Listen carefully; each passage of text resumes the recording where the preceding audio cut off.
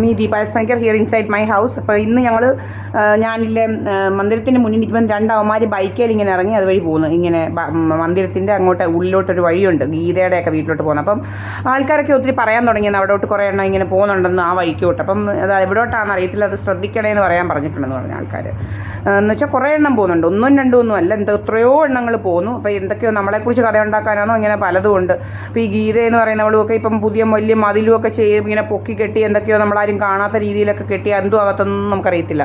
അപ്പോൾ ഇങ്ങനെ പല പല പരിപാടികൾ. അപ്പോൾ ഇവളാണോ ഇപ്പം നമ്മളെക്കുറിച്ച് കഥ ഉണ്ടാക്കുന്നത്? ഇവളും ഒരു ഭാഗമായിട്ട് മാറിയിട്ടുണ്ട്. ഇതുപോലെ ഇവന്മാരെയൊക്കെ കൂട്ട് വലിയ പൊക്കത്തിലൊക്കെ മതിലൊക്കെ പണിഞ്ഞിങ്ങനെ ഇരിക്കുകയാണ്. അപ്പോൾ ഇവൾ കുറേ ആണുങ്ങൾ ഇന്ന് രണ്ടെണ്ണവന്മാർ ഇങ്ങനെ ബൈക്കിൽ ഇറങ്ങി പോകുന്നത് ഞങ്ങൾ കണ്ട്.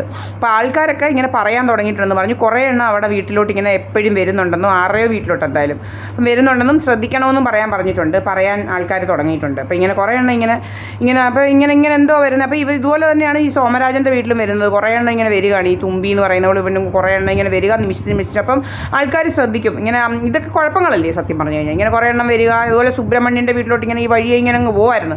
അപ്പം ഞാൻ ഇന്ന് പറഞ്ഞില്ല അവിടെ വെച്ച് തന്നെ ഇവൻ്റെ വഴിയെ പോകുന്നവന്മാരല്ല എൻ്റെ വീട്ടിലോട്ട് വരുന്നത്. നിങ്ങൾക്കറിയാം നമ്മളിവിടെ സർവ്വസമയവും ഉള്ള ഫൂട്ടേജസ് നമ്മൾ അപ്ലോഡ് ചെയ്യുന്നുണ്ട്. ആരെങ്കിലും പ്രത്യേകിച്ച് വന്നാൽ അന്നേരം തന്നെ നമ്മൾ ഫോണിൽ തന്നെ വീഡിയോ പിടിച്ച് നമ്മൾ ഇടും. നിങ്ങൾക്ക് എല്ലാവർക്കും അറിയാവുന്ന സത്യസന്ധമായ കാര്യമാണ്. എനിക്ക് പാർട്ട്ണറുണ്ട്, എൻ്റെ മുക്കുമാണ്. അത് രാജസ്ഥാനിയാണ്, ഇപ്പം ഡൽഹിയിലാണ്. അടുത്ത 2-3 ദിവസത്തിനുള്ളിൽ ജയ്പൂർ പോകും. അവിടുന്ന് കേരളത്തിലോട്ട് വരും, ഇവിടോട്ട് വരും, എൻ്റെ അടുക്ക വരും. അപ്പം എനിക്ക് ഒരു പാർട്ട്ണറിൻ്റെ ആവശ്യമില്ല. രാജ്യം മുഴുവൻ നമ്മൾ പാർട്ട്ണറെ ഉണ്ടാക്കി ഇങ്ങനെ ആളുകളെയൊന്നും വിളിച്ച് നിങ്ങൾക്കറിയാം നമ്മൾ നമ്മുടെ ജോലി ചെയ്യുന്നതും എല്ലാം ഇവിടെയാണ്. നിങ്ങൾക്ക് ഏത് അവന് വന്ന് ആർക്കെങ്കിലും ഡൗട്ട് ഉണ്ടെങ്കിൽ ഇങ്ങനെ വരുന്നിട്ട് നിങ്ങൾക്ക് ഏതാൾക്കും വന്ന് ഇവിടെ പരിശോധിക്കാം. നമ്മുടെ ക്യാമറ എത്ര ഫൂട്ടേജസ് ഇരിക്കുമെന്ന് നിങ്ങൾക്ക് എല്ലാം അറിയാം. 4-6-7 ദിവസത്തെ ഫൂട്ടേജസ് അതിനകത്ത് കാണും. എത്ര പരിശോധിച്ചാലും ഒരവനെ പോലും നിങ്ങൾക്ക് പിടിക്കാൻ പറ്റത്തില്ല എൻ്റെ ഈ ക്യാമറയ്ക്കകത്തുനിന്ന്. അപ്പോൾ ഇങ്ങനെയുള്ള കള്ളക്കഥകൾ ഇവന്മാർ അവിടെ ഇവിടെ ഇരുന്ന് ഉണ്ടാക്കുന്നത് ആരായാലും ശരിയല്ല. അപ്പം ഇവളുമാരെയൊക്കെ പിടിച്ച് ജയിലിലേണ്ട സമയം കഴിഞ്ഞ് ഇങ്ങനെ കുറേ അവന്മാരെ വീട്ടിൽ ഇങ്ങനെ തുരുതുരാന്ന് ആണുങ്ങളും പെണ്ണുങ്ങളും ബൈക്കേലും ഇന്നോവയിലും മറ്റേതേലും വണ്ടിയേലും താറയിലും ഊറയിലും ഒക്കെ ഇങ്ങനെ പോകുന്നുണ്ട്. അവളുമാരെയൊക്കെ പിടിക്കുക. ഇതുപോലെ ഇങ്ങനെ ഇന്ന് ഞങ്ങൾ അവിടെ നിൽക്കുമ്പോഴാണ് ഇവന്മാരെ ഇവിടെ ഒന്നും കണ്ടിട്ടുള്ളവന്മാരെല്ലാം ഇങ്ങനെ പോകുന്നത്. അപ്പോൾ ഇവന്മാരേതാണെന്ന് നമുക്കറിയത്തില്ല. ഒക്കെ നിങ്ങൾ അന്വേഷിക്കുക, എവിടെ വരുന്നതാണെന്നൊക്കെ ഉള്ളതിന് അന്വേഷിക്കണം. നമ്മളിതെല്ലാം നമ്മുടെ ഫൂട്ടേജസ് ഇടുന്നുണ്ട്. നമ്മുടെ എന്തുവാ ആര് വന്നാലും ശരി നമ്മൾ പിടിച്ച് സത്യസന്ധമായിട്ടുള്ള കാര്യങ്ങൾ നമ്മൾ ഇടാറുണ്ട്. അതിനെക്കുറിച്ച് ഒരു പേടിയൊന്നുമില്ല. ഇവന്മാരിങ്ങനെ കള്ളക്കഥകൾ ഉണ്ടാക്കുന്നതിനെക്കുറിച്ചും ഇപ്പം നാട്ടുകാർക്കെല്ലാം ബോധ്യമുണ്ട്, നമ്മൾ പിടിച്ചിടുന്നുണ്ട്. ഇവൻ്റെ വീട്ടിൽ ഈ പെമ്പളെ ഇപ്പം ചെന്നിരിക്കുന്നത് നമ്മുടെ വീട്ടിലാരോ ആണുങ്ങളും ഞാനും കൂടി ഇങ്ങനെ ഇരിക്കുന്നത് എന്നുള്ള കഥ ഉണ്ടാക്കാൻ ഈ സുബ്രഹ്മണ്യൻ എന്ന് പറയുന്ന തേർഡ് റേറ്റ് ബാസ്റ്റേഡിൻ്റെ എടുക്കൽ. ഇതാ പണി. ഇപ്പം 12 മണിയായി, നമ്മുടെ ഇവിടെ ഒന്നും ആരുമില്ല, ഒരു തെണ്ടിയില്ല, മനസ്സിലായില്ലയോ? ഞാൻ എൻ്റെ വീട്ടിൽ എൻ്റെ ജോലി ചെയ്തിരിക്കുക. അല്ല ഈ കണ്ടവരുടെ ഒന്നും കാര്യങ്ങളൊന്നും നമ്മൾ അന്വേഷിക്കാൻ പോകാറില്ല. നമ്മൾ ഒരാൾക്കും ഒരു ദ്രോഹവും ചെയ്യുന്ന കാര്യങ്ങൾ നമ്മളൊട്ട് ചെയ്യാറുമില്ല.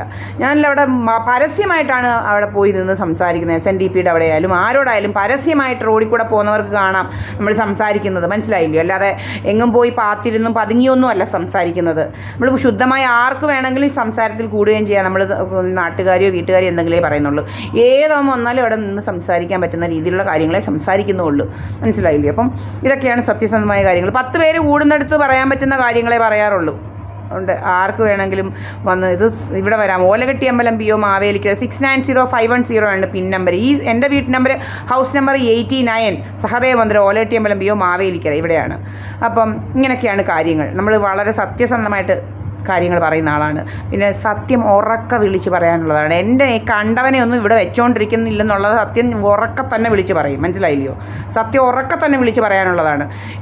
സോമരാജൻ എന്ന് പറയുന്ന കള്ളത്തരം പറഞ്ഞു അവിടെ ഇന്ന് ആൾക്കാരെല്ലാം കേട്ടാ അതിന് ശീലമ്മ പറഞ്ഞ അതിൻ്റെ ആവശ്യമൊന്നും ഇല്ലല്ലോ എന്ന് തന്നെ എന്നോട് ചോദിച്ചത്. ശീലമ്മനെ നല്ലപോലെ അറിയാം അതിൻ്റെ ആവശ്യമൊന്നും ഇല്ലെന്ന്, മനസ്സിലായില്ലയോ?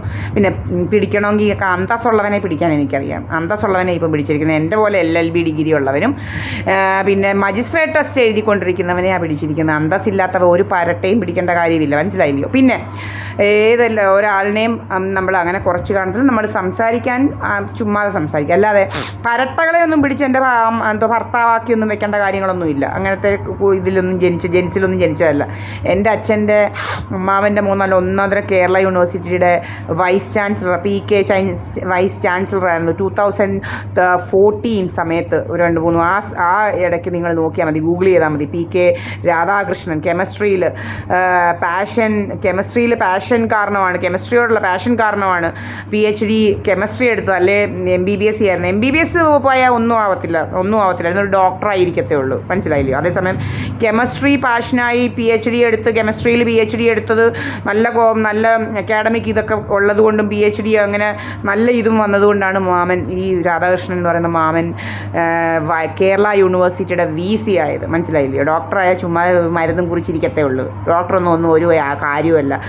ഇതുപോലെ കെമിസ്ട്രി പഠിക്കുന്ന തലയൊന്നും ഡോക്ടർ ആവാനൊന്നും വേണ്ടത് ട്രേഡ്സിനും, മനസ്സിലായില്ലയോ?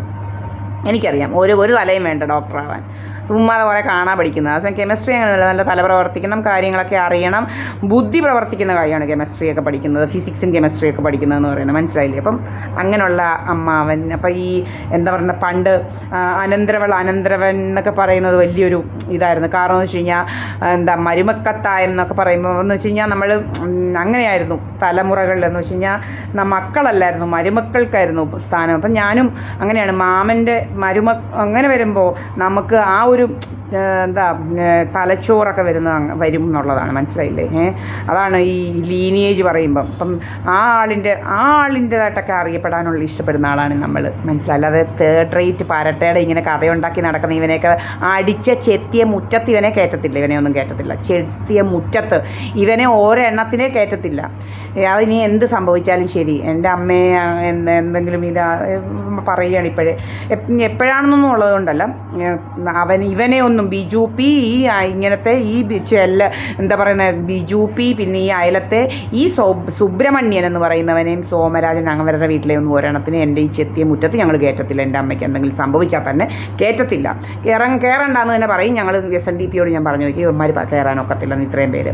കാരണം എനിക്കിഷ്ടമില്ലാത്തവരെ ഇനി ഇഷ്ടമല്ല, അത്രയേ ഉള്ളൂ. ബാക്കി ആർക്കും കയറാം. ഇങ്ങനെ കഥയുണ്ടാക്കുന്ന തേർഡ് റേറ്റ്സിനെ ഒന്നും കയറ്റാനുള്ള വല്ലിവിടം, മാനമര്യാദയ്ക്കുള്ളവരെ കയറ്റും, അത്രയേ ഉള്ളൂ.